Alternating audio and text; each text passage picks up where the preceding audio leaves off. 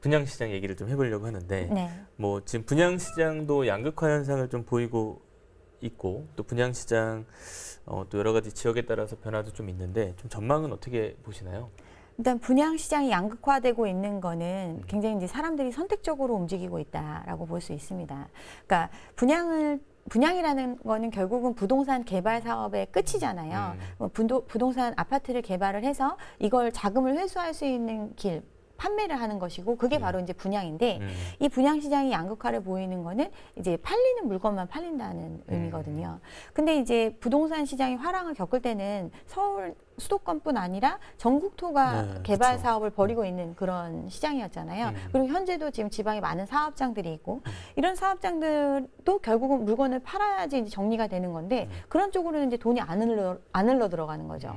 그러면 이제 사람들이 생각했을 때 뭔가 이익이 있을 거다라고 기대하는 물건, 즉 어떤 분양가 자체가 시세 대비해서 현저히 낮다거나 이런 아니면 굉장히 입지가 좋은데도 불구하고 합리적인 가격 수준의 분양을 하는 것들 이런 물건들에 이제 몰리는 현상이 나타날 수밖에 없고 블랙홀처럼 이 시장에 조금이라도 가용할 수 있는 자금을 이제 그런 쪽에서 흡수를 하게 되는 거죠. 그래서 근데 이제 워낙 분양가 자체가 너무 올라간 시장이거든요. 네. 그러니까 분양가가 우리가 이제 분양가 상한제 적용 이후로 보면 네네. 토지가 플러스 건축비로 해가지고 이제 가격이 책정이 되는데 그 가격 자체는 주변의 어떤 시세에 기준해가지고 영향을 받잖아요. 네네. 그 주변의 시세가 땅값에 영향을 주기 때문에 이제 분양가가 그거를 반영해서 올라가는 거거든요. 근데 이 분양가 자체가 과거에 올랐다는 시장 주변의 아파트 시세에 아파트가 갖고 있는 땅의 가치를 고려했을 때 이만큼 올라간 거예요. 분양가 자체가. 근데 이 가격에 거품이 있다고 계속 말씀을 드리잖아요. 네네. 그러면 이 분양가 자체도 과연 정말 우리가 이제 수요할 수 있는 가격이었는지를 이제 판단하는 시장이 오겠죠. 그러면 이제 분양을 통해서 어떤 이제 프로젝트를 마무리 짓는 그 당사자들 간에는 네네. 판단을 하겠죠. 내가 이 물건을 이익을 조금 덜 보더라도 또는 손해가 없는 선에서 이제 팔고 정리를 할 것인지 이러면 이제 합리적인 분양가로 나올 것이고 네. 그게 아니라 조금 더 자금 여력이 있고 뭐 그래도 더 이렇게 할 수 있다, 버틸 수 있다라고 보는 데는 이제 높은 분양가를 유지하겠지만 그만큼 리스크가 커지겠죠. 이런 상황이 계속 올 거고 이게 멈추기가 힘든 게 공급이 뭐 오늘 이제 딱 아파트 공급하겠다 해서 공급이 되는 게 아니잖아요. 지금 이거는 굉장한 호황기에 이미 추진해 왔던 것들이에요. 멈출 수가 없는 거죠. 그러니까 계속 분양 물량이 나올 수밖에 없고 이게 나왔을 때 시장에서 이제 흡수할 수 있는 거는 갖고 있는 자금이 없잖아요, 별로. 돈이 있어야 뭘 살 거 아니에요. 근데 시장 자체에 돈이 줄어드는 시장에서 네. 선택적으로 움직이게 되고, 그러니까 흥하는 곳과 망하는 곳이 많이 생기는데 이 비율로 봤을 때는 이제 안 좋은 쪽이 더 많을 수밖에 없다.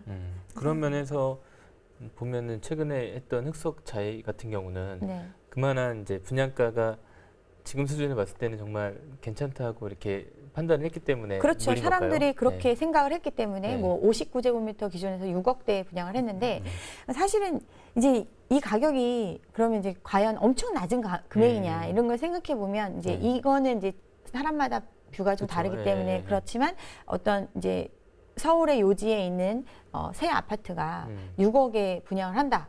그러면 이제 주변에 서울 평균이 뭐 9억, 10억 막 이렇다고 그쵸. 기축 포함해서 네네. 이런 상황에서 이렇게 보면 굉장히 싸다고 느껴지고 안전 마진을 확보할 수 있는 이런 개념으로 느껴지기 때문에 이제 과열이 됐던 건데 여전히 아직도 사람들이 어떤 그 과거 최고점을 찍었던 가격에 대한 미련이 버리지 못하는 것 같습니다. 아, 예. 지금 이제 뭐 그 건설 현장에서는 뭐 재건축 재개발에서 공사비 갈등 문제가 이제 계속 이어지고 있어서 아직 네. 좀 해소가 안 되는데 이거에 때문에 미칠 영향들은 좀 어떻게 보세요? 재건축 재개발의 공사비 문제는 결국 이것도 사업을 이제 진행하는 사람들 이제 조합원들 있잖아요. 이 조합원들도 결국은 분양받은 것과 마찬가지예요. 일정 대금은 자기가 땅을 내놓음으로써 네. 그 기여분을 인정받아서 원래 내야 되는 돈보다는 적게 부담을 하지만 결국 그 분양을 받은 그렇죠. 거거든요. 네. 그러면 그 분양받은 대금 중에서 일부의 사업비 부분이 바로 공사비에 대해서 이제 시공사에 지불해야 되는 돈들의 합, 사업에 들어간 비용들의 합을 나눠내는 개념이란 말이에요.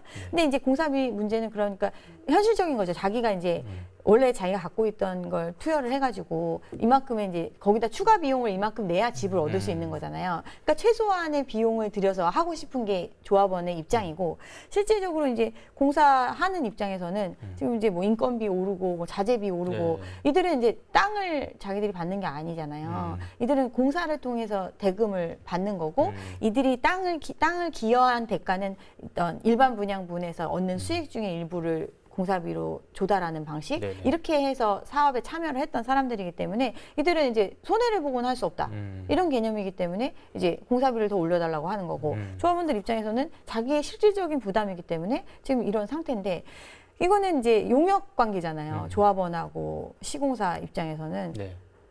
공사를 시켰어. 1등 아파트로 지어달래. 그러면서 최고급 모든 사양을 넣어달라고 하는데 돈은 못 내겠다. 그러면 이제 지어주는 사람 입장에서는 무슨 소리냐. 이만큼의 원가가 들고 이만큼의 재료비가 드는데 안 내면 그럼 나는 물건을 못 준다. 이런 갈등이 계속 생기겠죠. 결과적으로는 이들은 이제 올려줄 수밖에 없어요. 결과적으로는. 그렇죠. 들어간 돈을 우리가 인테리어 공사에도 그렇잖아요. 처음에 뭐 5천만 원 1억에 계약을 했는데 뭐 이것저것 이건 이렇게 해주고 이건 저건 저렇게 해주세요 막 했는데 결과적으로는 추가 비용이잖아요. 그거는.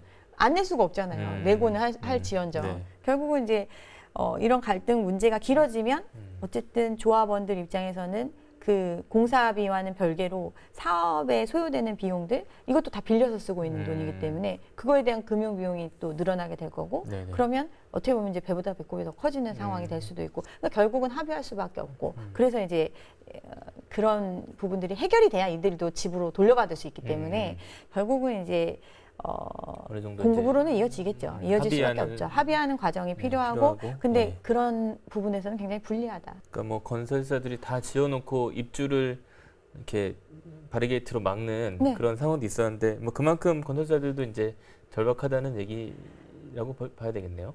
아무래도 결국은 자기들도 공사라는 거는 실물이 들어가는 거잖아요. 비용이 이미 다 투입이 되는 사업이거든요. 근데 이 다수가 분양을 받았고 나머지도 잘 분양이 될 거다라는 기대, 어떤 사업에 대한 그런 판단이 있기 때문에 공사를 들어간 거잖아요. 근데 이 돈이 자금이 묶여버리는 거거든요. 이게 일정이 늦어지면 분양도 늦어지고 분양이 늦어지면 자금이 들어오는 시기도 늦어지고 그럼 이들 입장에서도 굉장히 자금 경색을 겪을 수밖에 없기 때문에 지금 이 공사비 갈등 문제가 사실은 그 이미 벌어진 사업장들도 있지만 앞으로도 다른 사업장들도 이런 문제가 계속 있을 수가 있으니까 오히려 이제 지금 수주를 안 하는 거죠. 그것 때문에 아예 안 하고 그냥 지금 있는 것만 관리하기도 사실은 버겁거든요. 지금 뭐 실제로 건설사들의 위기라는 말도 나오는데 실제 상황은 좀 어떤가요? 사실은 이제 모 건설이 굉장히 어려움을 겪었잖아요. 그래서 모기업한테 돈도 지원을 받고 뭐 여러 가지 또 뭐 은행권에서도 대출을 받고 이런 상황을 겪었거든요.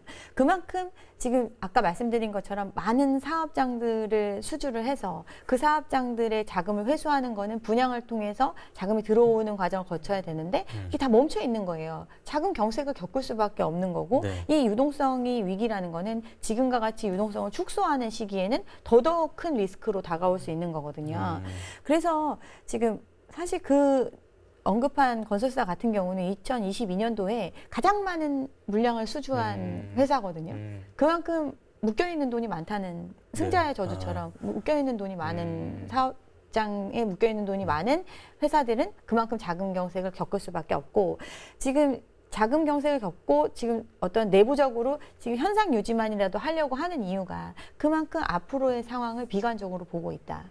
경기가 어려워지는 상황에서 투자나 이런 걸 늘리고 뭐 사업을 막 벌리는 게 아니라 있는 거 정리하고 오죽하면 뭐 대우건설 같은 경우는 500억을 물고 사업을 포기했잖아요. 앞으로 이제 하반기에 또 청약을 생각하는 분도 계실 텐데 이분들에게 좀 조언을 해주신다면 어떨까요?